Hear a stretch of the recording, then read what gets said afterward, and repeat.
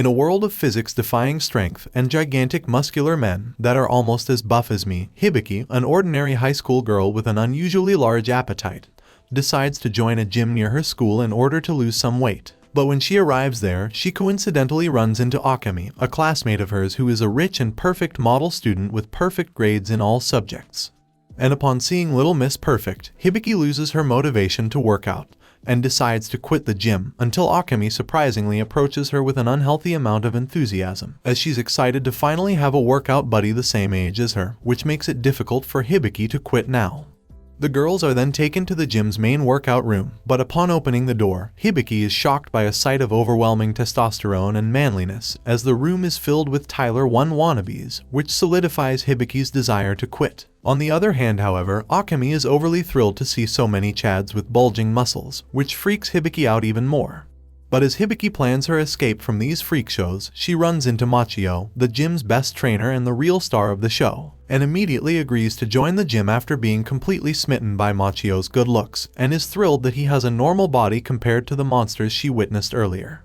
The next day, both girls are completely charmed by Machio as he randomly begins explaining how to do a proper bench press for some reason, and Hibiki is glad to see that Akemi is attracted to normal guys too. But when Akemi then does a few bench presses and begins to feel the burn in her chest, she says she hopes to one day look as buff as the muscular men she loves. Meanwhile, Hibiki finds herself completely unable to keep up with Akemi as she greatly struggles to do even half as many bench presses.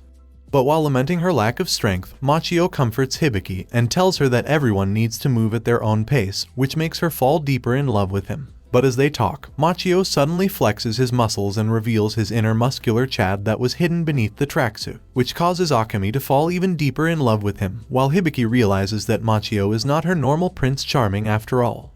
And as the girls walk back home after training, Akemi is thrilled to learn that Hibiki has a bottomless stomach as she's always eating something, and tells her that if they work hard together and eat a lot of protein, they can both become super muscular bodybuilding babes, a thought which terrifies Hibiki.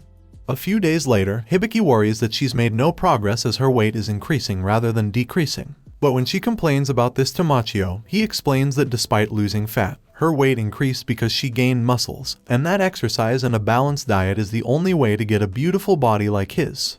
In reality, however, Akemi soon realizes that Hibiki simply hasn't lost weight because she actually has the appetite of a starving T-Rex. A few days later, Hibiki and Ayaka, her best friend, watch an action movie together at Ayaka's house, but are soon interrupted when Ayaka is forced by her older sister to help run the family business for a little while. To Hibiki's surprise, however, Ayaka's family business turns out to be an intense boxing gym that trains the world's best fighters, which she regularly spars against. And as Hibiki watches Ayaka and the others go at it, Ayaka's sister convinces Hibiki to try and hit a punching bag. But to everyone's surprise, Hibiki's strength is so overwhelming that it breaks the bag, a feat that can't be accomplished by a mere mortal. Sometime later, Satomi, a teacher at Hibiki's school, decides to join Silverman Gym in order to lose weight. But when she gets there, she's completely shocked to see that 2 of her students are already a part of this gym. And upon seeing this, Satomi decides that she has no choice but to quit the gym. A decision that she quickly changes her mind about after meeting the handsome Machio. And when Satomi then agrees to join the gym and begins working out with Machio, Hibiki tells her that it's good for older women to exercise, which leads a pissed-off Satomi to tell her to watch her mouth. Later on, as the girls watch Satomi work out, they notice a strange tan line on her stomach, and begin to speculate that Satomi must be into some kind of extreme sport. In reality, however, Akemi is just an avid cosplayer, who desperately doesn't want anyone to find out her secret, especially not her students. But a few days later, when Satomi attends an anime convention, she's shocked to see that both Hibiki and Akemi are there for some reason. And to make matters worse, the humongous Machio is there too, cosplayed as Muscle King, a famous anime character from the popular series Lift of the North Star. But while Machio steals the show with his unbelievable muscles, Satomi is able to sneak away from the convention and get changed without being spotted. Unfortunately for her, however, Hibiki later notices Satomi with a backpack and suitcase as she's leaving the convention, and mistakenly concludes that Satomi must have been there to buy Boys Love manga, which she pretends is true in order to keep her cosplaying a secret. Sometime later during summer vacation, Silverman Gym finds itself filled with ordinary grass touchers who are eager to gain a perfect beach bod, which unfortunately means there's no room left for the girls to train. Instead, Akemi takes Hibiki and Ayaka to her huge mansion, so they can train in private while her parents are busy traveling the world. But since Akemi's house has literally everything except a personal gym for some reason, the girls decide to watch a video on home exercising, hosted by a devious-looking man that is actually a professor at their school.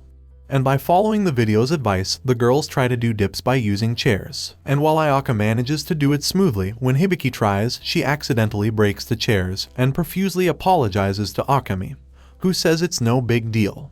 But later that night, however, Hibiki learns from a TV show that the chairs she broke were antiques that cost $1 million each.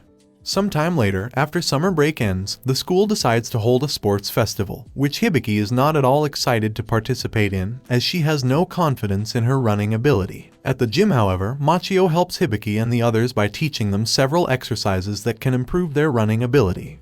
But as the girls watch Hibiki give it her all while working out her legs, they notice that her shorts have ripped but feel too awkward to tell her about it, while Machio is just busy admiring his muscles.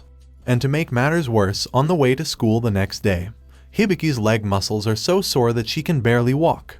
Despite this, Hibiki still gives it her all at the school sports festival later that day. And even though her class is in last place, Hibiki pours everything she has into trying to outrun Akemi, only to fall short and finish in second place. But when all is said and done, Akemi and Hibiki are both proud of their performances. And after the race, while the girls relax at a sauna, they decide to have a healthy competition to see who can stay in there the longest, in order to win raffle tickets with a chance to win them a flight to Freedom Land. But as both Ayaka and Akemi soon give up from exhaustion, Hibiki finds herself alone against Satomi, who seems completely unfazed by the heat. In reality though, Satomi is completely unresponsive as she's already passed out from the heat, granting Hibiki the victory. But rather than winning a trip to America, Hibiki is disappointed to learn that she tortured herself in a sauna just to win 4 lame t-shirts, which she ends up giving to Akemi anyways. A few days later, Hibiki sees a home theater system on sale and desperately wants it no matter what, but has no money to pay for it. Incidentally, she sees a flyer at the gym that is promoting an arm wrestling competition with many cash prizes.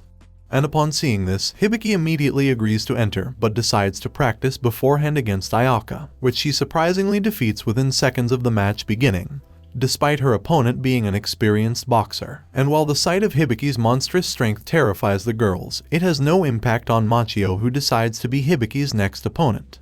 But even though Hibiki gives it her best effort, she still loses when faced with Machio's immeasurable strength.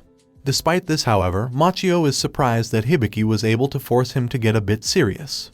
Later that day, when the arm wrestling championship officially begins, Hibiki learns that there are only 2 women participating in the tournament, herself and Gina, an arm wrestling athlete from Russia, who's defeated countless men in her goal to become the greatest arm wrestler in the world.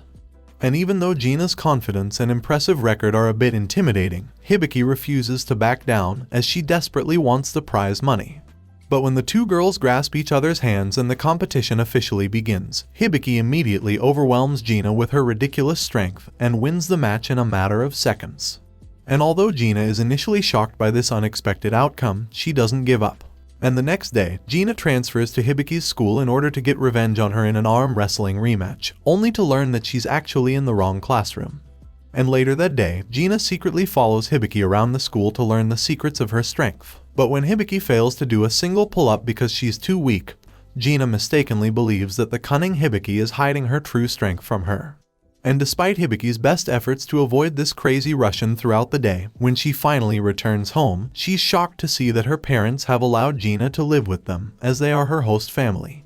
The next day, because the gym is closed, Hibiki decides to invite her friends to visit the restaurant that her family runs, and the girls enjoy a feast of delicious Japanese barbecue together, which Gina believes could be the source of Hibiki's inhuman strength. Afterwards, Hibiki complains that, because the monthly fee for the gym is quite expensive, and the cost of all the food she devours is also quite high, Hibiki has to work 5 times a week to make enough money. But when Akemi reveals that she can just ask the school to cover the entire fee for the gym, Hibiki is completely shocked as she never knew that was possible. At school the next day, Gina reveals that she watched anime and Jackie Chan movies to learn about Japanese culture, and while in class, she immediately recognizes Satomi as the famous cosplayer which she is a fan of. When she later confronts Satomi about this, Satomi begs her not to expose her secret, and that she'll do anything Gina wants in exchange. To her surprise, however, Gina just asks her to hang out together in Akihabara. But on the way there, Satomi asks Gina why she even wants to go there in the first place, and Gina reveals that she actually wants to form an idol group with all the girls, including Satomi, but this will unfortunately have to remain a fantasy for now. Meanwhile, a mysterious man tells his secretary to book him a trip to Japan. And a few days later, the mysterious man lands in Japan, and terrifies the airport employees with his overwhelming stature. The next day, Machio instructs the girls on how to do proper back workouts so they can become strong enough to carry trash teammates in online games, when his muscles all of a sudden sense a dangerous presence. Suddenly, the mysterious man is revealed to be Arnold, a famous movie star who both Hibiki and Ayaka are huge fans of, and who was shockingly also Machio's mentor back when he studied bodybuilding in America. Arnold then reveals that he came to Japan to see his former students' progress, and upon seeing Machio's display of immense strength by crushing a hand grip, Arnold invites him to a bodybuilding competition that he sponsors. The next day, the girls arrive at the bodybuilding competition to cheer Machio on, and are escorted by Arnold to the VIP section. And while Hibiki and Ayaka fawn over Arnold's ridiculous strength, he explains that in each round of this competition, bodybuilders will score points based on how well they perform specific poses. And as they watch the competition unfold, Akemi is extremely happy to see so many muscular men with bulging muscles, posing as if just for her. But when it is finally Machio's turn, however, he performs a pose that is so unbelievably powerful that it causes the entire audience to imagine their clothes being ripped away, and even causes the other competitors to kneel before him and surrender from the competition, as they pledge their loyalty to the god of muscles. Afterwards, Arnold reveals that the competition was actually just a test to see if he was worthy, and he invites Machio to compete against him in Las Vegas. But Arnold is then left rather shocked when Machio refuses to compete so he can focus on his job at the gym. Sometime later, the girls are hanging out together during Christmas time, but become depressed when they see couples everywhere and realize that they don't have boyfriends, a role that I would personally be happy to fill for any of these girls. The next day at the gym, however, Machio explains that the gym will hold a Christmas party attended by college students and sports athletes, which the girls realize will be a perfect opportunity to get boyfriends. Akemi in particular is excited at the idea of meeting a muscular hunk of a man, while Satomi thinks it would be nice to finally get married. And in preparation for the party, the girls decide to exercise and get in shape, but an overly excited Hibiki accidentally drops a barbell on her head. And at the end of the day, the girls decide to compete to see which of them will be the first to get a boyfriend. The next night at the Christmas party, the girls all chose to wear cute costumes to help attract a man, with Satomi in particular wearing something quite aggressive. Suddenly, the lights dim, and Machio announces that the winner of tonight's raffle contest will receive 2 tickets to a popular amusement park, which the girls all want to win. Machio then raffles off various prizes to the audience by flexing and revealing the winning numbers written on his body, with Satomi eventually winning the much-desired amusement park tickets.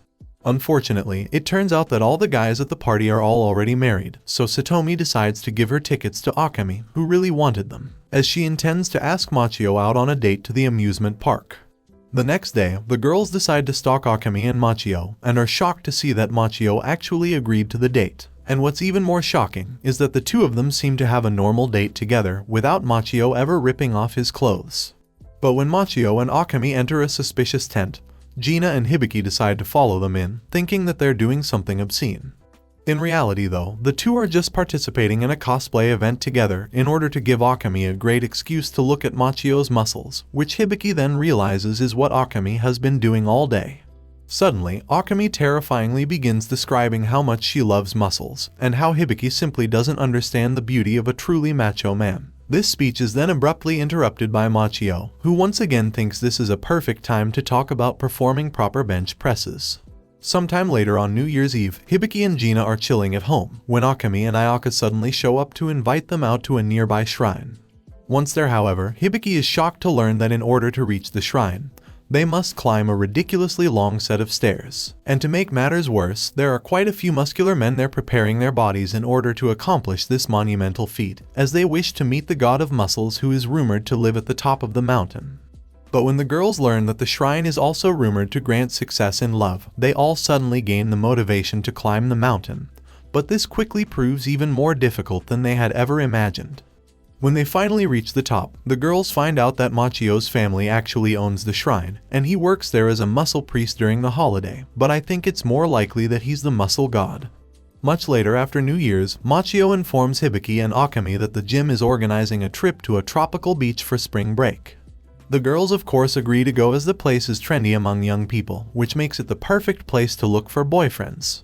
Once there, however, Gina can't stand the hot weather at all and immediately removes what little she was wearing, which might help her odds in the beauty contest that the girls decide to participate in shortly after, with Akemi in particular feeling excited to show off her impressive physique, which leaves Hibiki speechless. Once the contest officially begins, however, both Gina and Ayaka are immediately disqualified for inadvertently breaking the rules. Meanwhile, Akemi succeeds in impressing everyone by demonstrating her ability to do handstand push-ups. And since Hibiki also doesn't want to lose, she decides to show off her inhuman punching strength. When the contest committee then reveals that the result is a tie between Akemi and Hibiki, the two of them decide to compete in a bench pressing battle to determine the true winner, which Akemi eventually wins despite Hibiki's best efforts.